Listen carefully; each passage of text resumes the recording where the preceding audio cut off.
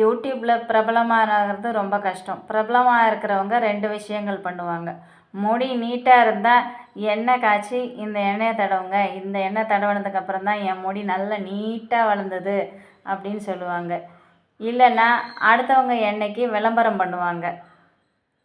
இந்த எண்ணெயை வாங்கி தடவினதுக்கப்புறம் தான் என் முடி நல்லா நீட்டாக இருந்தது அப்படின்னு.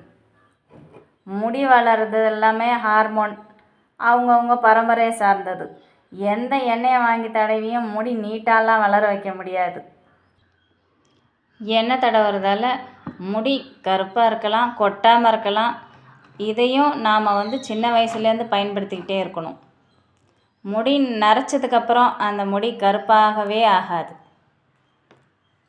எவ்வளவு காசு பணம் இருந்தாலும் முடி நரைச்சிடுச்சுன்னா அந்த நரமுடியை கருப்பாக்கவே முடியவே முடியாது. அமேசான் காட்டிலேருந்து அரிய வகை மூலிகை வந்த காய்ச்சின எண்ணெயாக இருந்தாலுமே சரி, ஒரு தரம் தலைமுடி கருப்பாக போயிடுச்சு, ஒரு தரம் கருப்பாக இருந்த முடி போச்சுன்னா அவ்வளோதான், நரைச்சா நரைச்சது தான். அதுக்கப்புறம் அந்த நரைச்ச முடியை கருப்பாக்கவே முடியாது.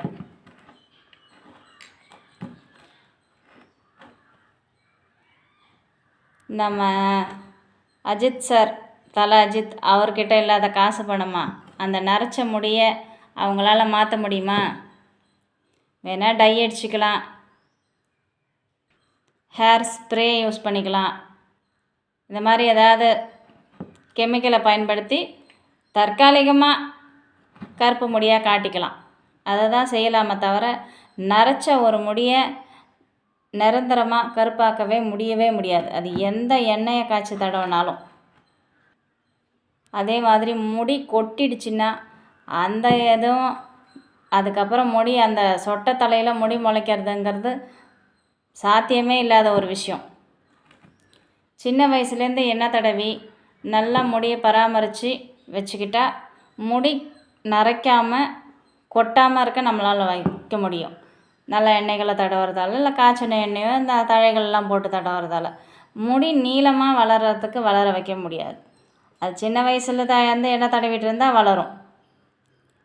அவங்கவுங்க பரம்பரையை சார்ந்தது தான். சின்னதாக முடி இருக்கிறவங்களுக்கு நீளமாக வளரவே வளராது.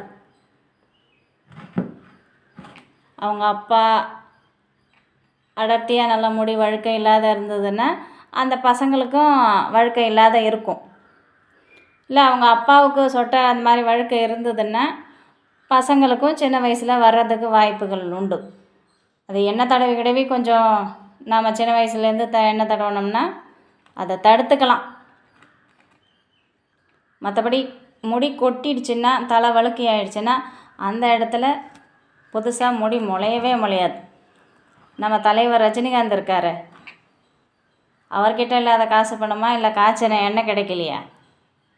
அந்த முடி ஒரு தரம் போச்சுன்னா அடுத்தது அந்த முடியை கொண்டு வரவே முடியாது. எண்ணெய் நல்லா இந்த மாதிரி வேர்கள்லாம் போட்டு எண்ணெய் தடவலாம். அது உடம்புக்கு சூடு குறையும். எண்ணெய் தடவுறது ரொம்ப நல்லது. நான் ஒரு எண்ணெய் தடவி முடி வளரும், கொட்டின முடி திரும்பும், சொட்டை தலையில் முடி முளைக்கும், மொட்டை தலையில் செடி முளைக்குங்கிறதெல்லாம் நடக்காத விஷயம். பிரபலமானவங்க சொல்கிறாங்கங்கிறதுக்காக எந்த எண்ணெய்ன்னு வாங்கி தடவினா நம்ம தலைமுடி தான் போகும். சின்ன வயசுலேருந்து எண்ணெய் வச்சு தடவுறது, இந்த மாதிரி வேர்கள் போட்டு தடவுறது, நம்மளே கருவேப்பிலை அது இதெல்லாம் சேர்த்து தடவுறது, இதெல்லாம் தடவணும். ஆனால் சின்ன வயசுலேருந்து தடவிக்கிட்டே இருந்தால் தான் அது ஓரளவுக்கு நம்ம முடி நரைக்காமல் கொட்டாமல் இருக்கும். அதுக்கு உத்தரவாதம் கொடுக்கலாம். முடி நீட்டாக முளையும், இவ்வளோ நீட்டு வரும், அவ்வளோ நீட்டு வரும், அதெல்லாம் நடக்காது.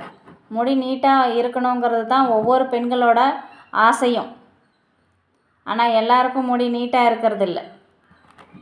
முடி நீட்டாக இருந்தால் எனக்கு பிடிக்காதுன்னு சொல்கிற பெண்களே கிடையவே கிடையாது. முடி தான் அழகே.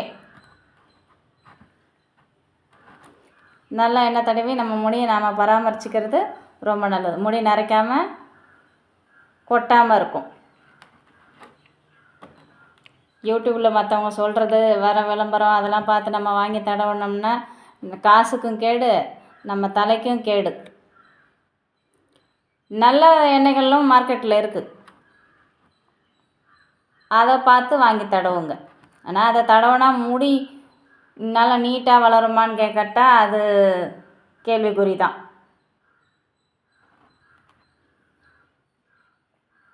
முடிக்கு நம்ம தடவுற எண்ணெய் 20% தான் வேலை செய்யும். அதுக்கப்புறம் நம்ம உணவு எந்த அளவுக்கு உணவு முறையில் இருக்குமோ அதுதான் 80% முடி வளர்ச்சிக்கு தூண்டும்.